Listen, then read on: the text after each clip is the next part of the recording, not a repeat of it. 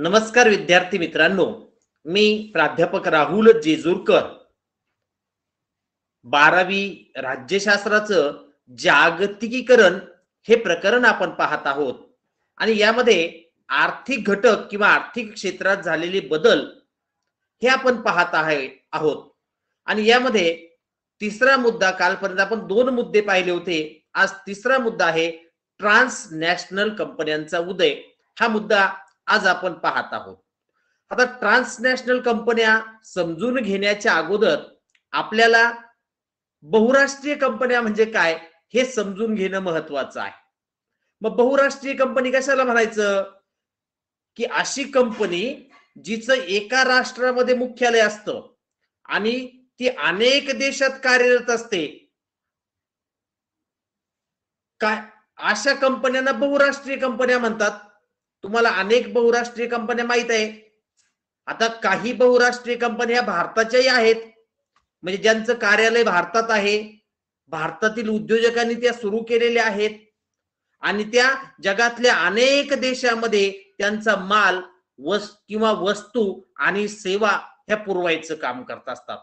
तशा परदेशातल्या अनेक देशांमधल्या बहुराष्ट्रीय कंपन्या आहेत की त्या परदेशामध्ये त्यांचं कार्यालय आहे, परदेशातल्या उद्योजकांनी त्या सुरू केलेल्या आहेत, परंतु त्यांचं कार्यक्षेत्र हे अनेक देशांमध्ये आहे. अनेक देशांमध्ये त्यांच्या वस्तू पाठवल्या जातात किंवा त्यांचं प्रॉडक्ट जर सेवा असेल तर अनेक देशामध्ये त्या सेवा दिल्या जात असतात. अशा कंपन्यांना बहुराष्ट्रीय कंपन्या असं म्हणतात. आणि या बहुराष्ट्रीय कंपन्या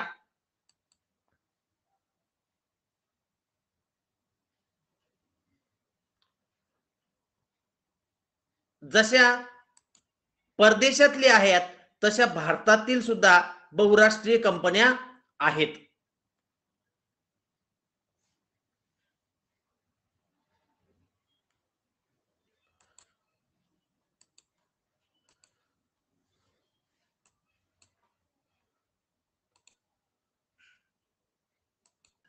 मग ह्या ज्या बहुराष्ट्रीय कंपन्या आहेत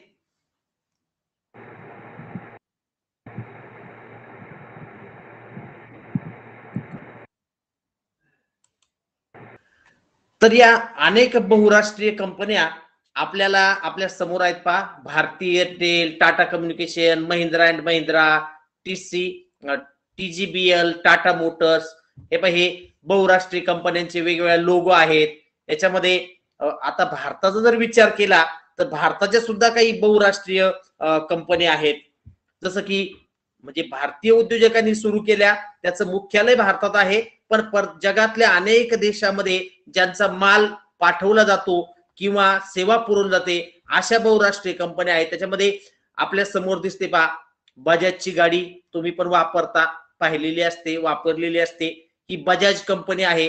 त्यानंतर आपल्या समोर डाबरचं प्रॉडक्ट आहे. ही डाबर ही भारतीय बहुराष्ट्रीय कंपनी आहे. भारतीय म्हणजे भारतीय उद्योजकांनी सुरू केलेली, ज्याचं भारतामध्ये मुख्यालय आहे, अशी बहुराष्ट्रीय कंपनी. डाबरचे वेगवेगळे प्रॉडक्ट आपण घेतो असतो पहा, डाबर च्यवनप्राश, डाबरचा हनी, असे वेगवेगळ्या प्रकारचे आहे. त्यानंतर आदित्य बिर्ला ग्रुपचं सिमेंट आपल्याला माहित आहे, हे आदित्य बिर्ला ग्रुप. तर हे या बहुराष्ट्रीय कंपनीने, या आदित्य बिर्ला ही भारतीय बहुराष्ट्रीय कंपनी आहे. याशिवाय अमूलचे प्रॉडक्ट आपण डेअरी प्रॉडक्ट अमूलचे बऱ्याच प्रमाणात वापरतो. जनरली अमूलचं चीज किंवा चीज आणि बटर ह्या गोष्टी आपण वापरत असतो. त्यानंतर आपल्याला माहित आहे गोदरेज नावाची कंपनी. ही गोदरेज सुद्धा एक बहुराष्ट्रीय कंपनी आहे, म्हणजे भारतीय उद्योजकांची अनेक देशांमध्ये माल पाठवणारी बहुराष्ट्रीय कंपनी आहे. ही विप्रो सुद्धा ही बहुराष्ट्रीय कंपनी आहे. त्यानंतर सरकारी मालकीची असलेली ONGC कंपनी आहे. ही सरकारची आहे, परंतु ही अनेक देशामध्ये आहे. आणि ही ONGC ही सरकारी oil and natural gas company नावाची कंपनी ही आहे आणि हिचं चित्र आपल्याला दिसत आहे पहा. अशा प्रकारे ही बहुराष्ट्रीय कंपनी आहे. आता बहुराष्ट्रीय कंपनी ही संकल्पना तुम्हाला समजली.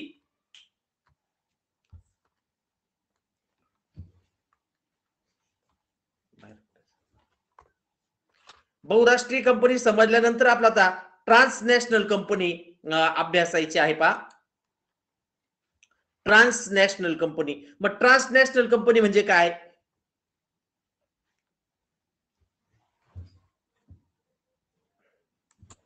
तर आता तुम्हाला बहुराष्ट्रीय कंपनी म्हणजे काय हे कळालेलं आहे. आता ट्रान्सनॅशनल कंपन्या म्हणजे काय?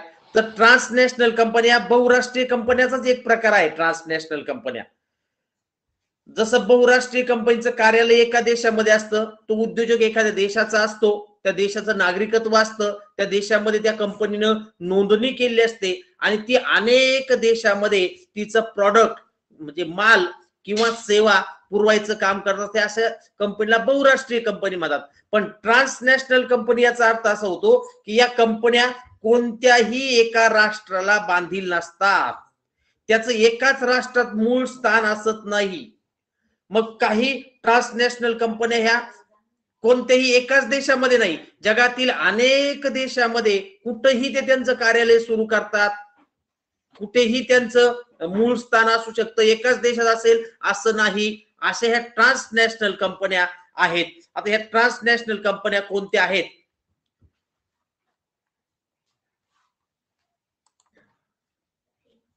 हे आपण या पीडीएफ मध्ये पाहणार आहोत.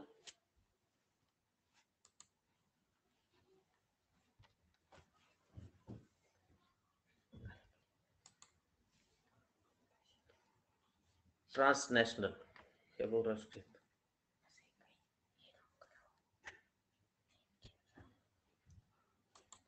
तर या ट्रान्सनॅशनल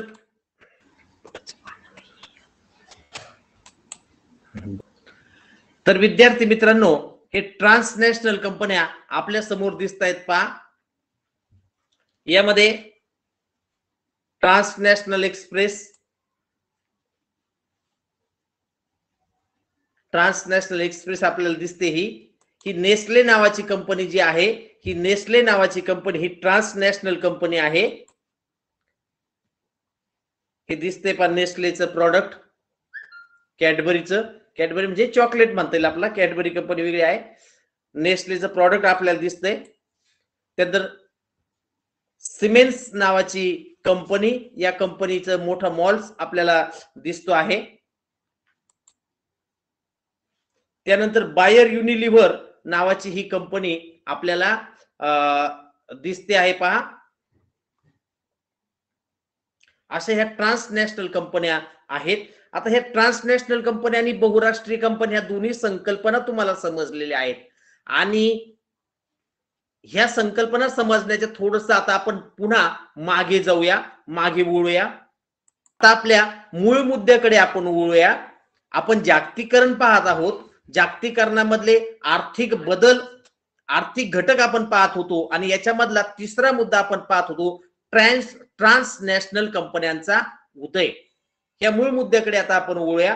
ट्रान्सनॅशनल कंपन्यांचा उदय हा अलीकडच्या काळात झालेला आहे, परंतु 1990च्या दशकापर्यंत आपण जर पाहिलं तर आर्थिक क्षेत्रामध्ये सरकारचं मोठ्या प्रमाणावर नियंत्रण होतं.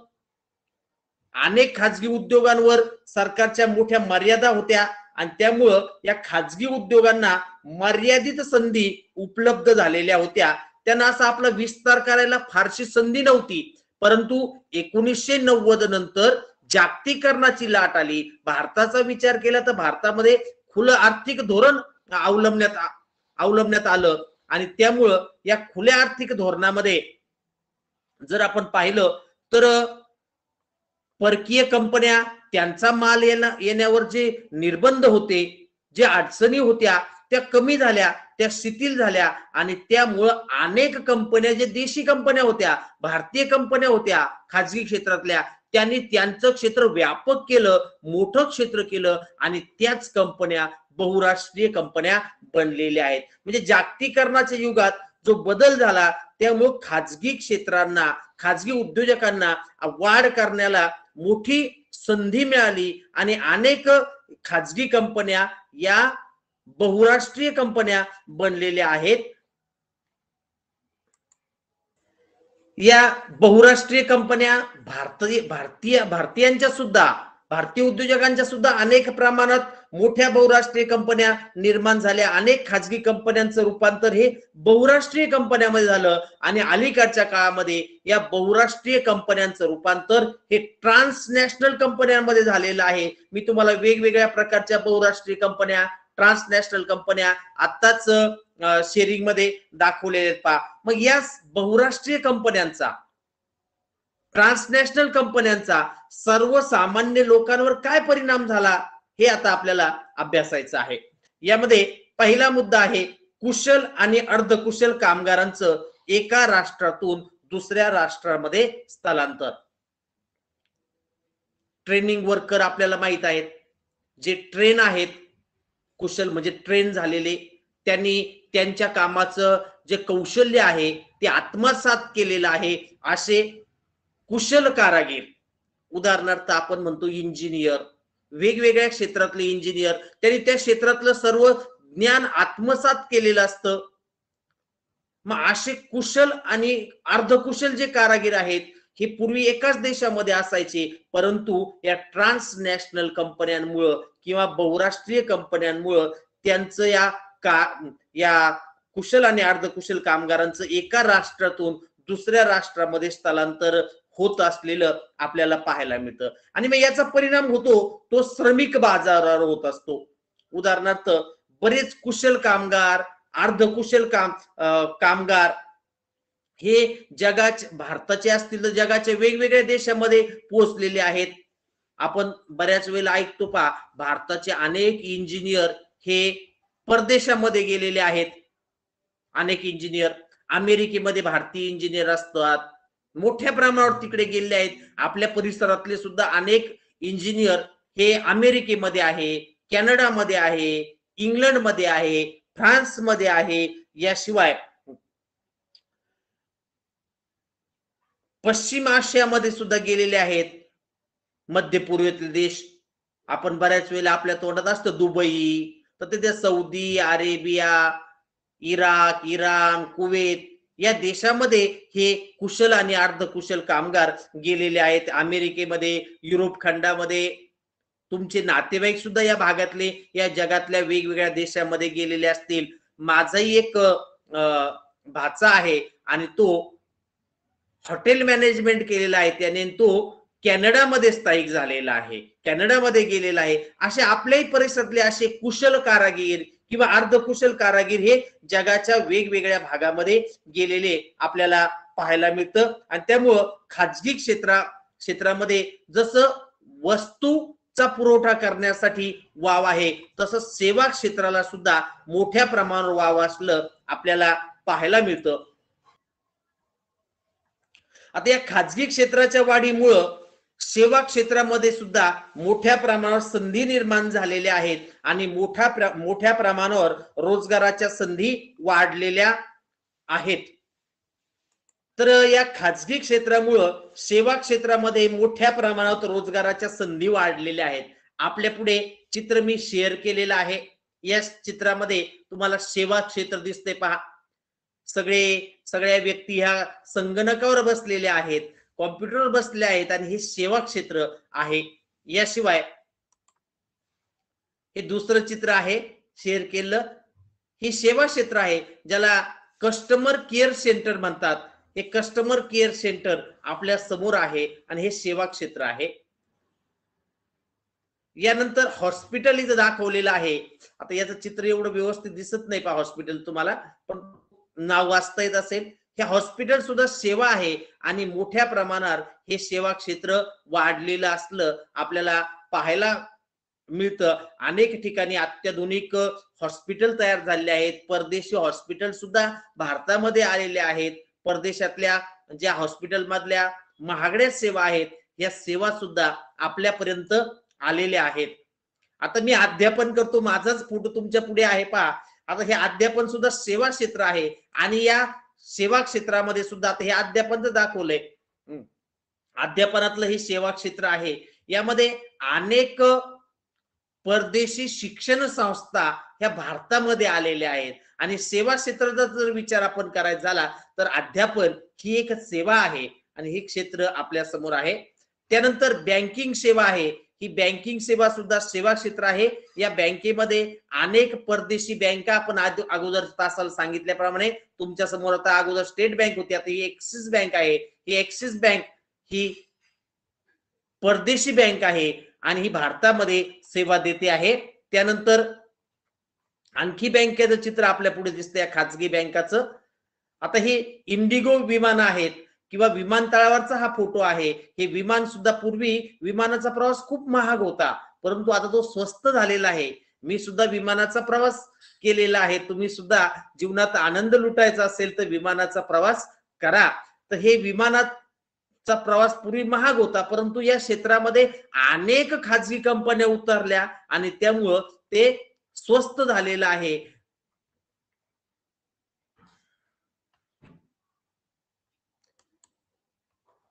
हे सुद्धा विमानाचा प्रवास आहे.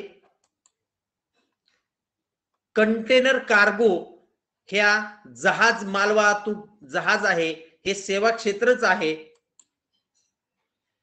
प्रवासी वाहतूक आणि माल वाहतूक आपल्या समोर दिसते आहे. हे माल वाहतुकीचं कंटेनर कार्गोचं जहाज. रेल्वे, आता रेल्वेत भारतात मात्र खाजगीकरण झालेलं नाही अद्यापपर्यंत, पण हे सेवा क्षेत्र आहे. हा रस्त्याचा विकास हे सेवा क्षेत्र आहे. आणि अशा प्रकारे आपल्याला सेवा क्षेत्र दिसत आहे. म्हणजे कुशल आणि अर्धकुशल कामगारांचं एका देशातून दुसऱ्या देशात स्थलांतर, याच बरोबर सेवा क्षेत्राच्या मध्ये रोजगाराच्या वाढलेल्या संधी, हा एक मुद्दा आपण या ठिकाणी पाहिलेला आहे. ट्रान्सनॅशनल कंपन्या आणि बहुराष्ट्रीय कंपन्या यांचा सामान्य माणसावर काय परिणाम झाला, याचा पहिला मुद्दा आपण अभ्यासला. आता दुसरा मुद्दा आपण अभ्यासत आहोत, ते म्हणजे लहान उद्योग आणि दुकानदारावर झालेला परिणाम आपल्याला अभ्यासायचा आहे. आपल्या समोर हा एक छोटा उद्योग दाखवलेला आहे किंवा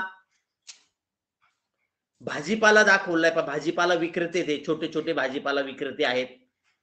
हे छोटे छोटे फळ विक्रेते आहेत. हा छोटा दुकानदार दाखवलेला आहे.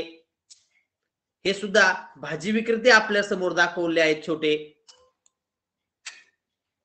आता याच्या विरुद्ध आपल्या समोर काय दिसतं पहा, हा मॉल्स आहे.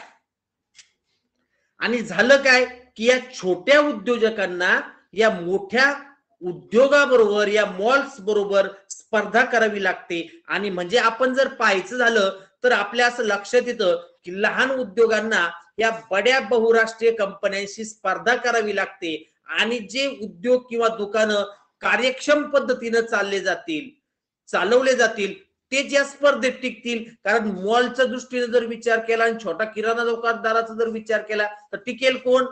मॉल्स वाला टिकेल. पण असं नाही. तो जर छोटा दुकानदार, छोटा किराणा दुकानदार, छोटा जनरल स्टोअर वाला किंवा छोटा भाजी विक्रेता हा जरी मॉल्स सारखी सेवा देऊ शकत नसला तरी सुद्धा तो जर ग्राहक आकर्षित करण्याचं कसब त्याच्याकडे असेल, त्याच्याकडे क्षमता असेल ग्राहक आकर्षित करण्याची आणि ग्राहकांना चांगली सेवा द्यायची असेल, तर तो सुद्धा या स्पर्धेच्या युगामध्ये टिकून राहू शकतो. आणि आजही आपल्याला माहित आहे की अनेक छोटे दुकानदार या मॉल्स पेक्षा आपण त्यांच्याकडे अगोदर जातो.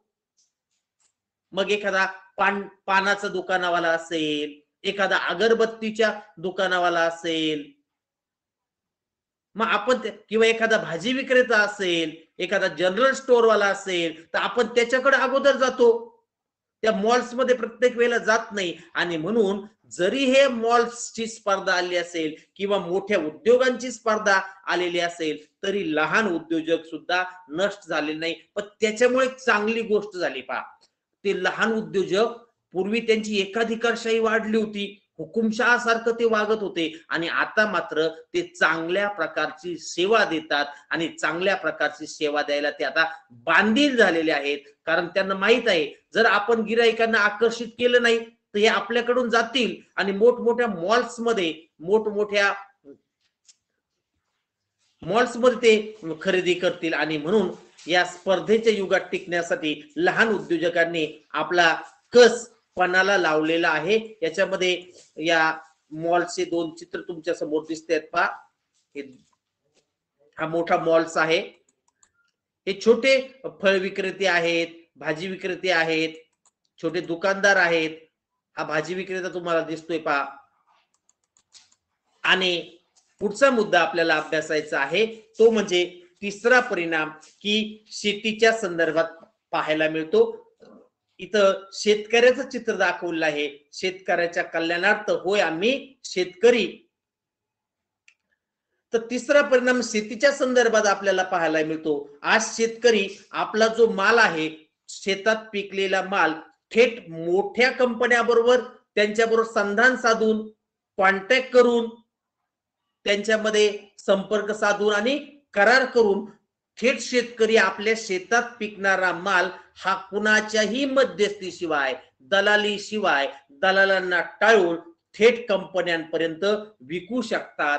आणि ह्या बहुराष्ट्रीय कंपन्यांनी नवीन असं जे नवनवीन तंत्रज्ञान आणलेलं आहे, या नवनवीन तंत्रज्ञानामुळे आमचा शेतकरी, सामान्य खेड्यातला शेतकरी, प्रगत शेतकरी, मध्यम शेतकरी यांनी बहुराष्ट्रीय कंपन्यांबरोबर संधान साधलेला आहे किंवा संपर्क साधला आहे आणि आपल्या शेतातला माल थेट या बहुराष्ट्रीय कंपन्यापर्यंत पोहोचवलेला आहे. अशा पद्धतीनं नवीन तंत्रज्ञान त्यांनी या बहुराष्ट्रीय कंपनीने आणल्याचा फायदा शेतकरी सुद्धा घेत असलेला आपल्या लक्षात येतं. आणि भारतीय मालाला आता नव्या बाजारपेठेमध्ये संधी मिळाली आहे, खुला झालेला आहे. आपण जर विचार केला तर कोकणात, कोकण आणि परिसरातले शेतकरी तिथं समुद्री उत्पादन होत असतात. मासे किंवा समुद्रापासून मिळणारे वेगवेगळ्या प्रकारचं उत्पन्न हे जगातल्या वेगवेगळ्या देशामध्ये पाठवलं जात असतं. याच्याशिवाय भारतातलं मांस हे परदेशामध्ये जातं. याशिवाय आपल्या कोकण परिसरातला तांदूळ, बासमती तांदूळ, इंद्रायणी तांदूळ, कोलम तांदूळ हा परदेशामध्ये जातो. आपल्या घरात म्हणजे लघु उद्योजक आणि कुटीर उद्योजक तयार करत असणारे मसाले सुद्धा आता परदेशामध्ये जातात. भारताचे मसाले परदेशामध्ये पोहोचले आहेत. अनेक प्रकारची फळं आपल्या पैठण आणि परिसरामध्ये, खानापूर, घोटण या परिसरामध्ये डाळिंब मोठ्या प्रमाणात पिकतं आणि हे डाळिंब थेट परदेशामध्ये जात असतं.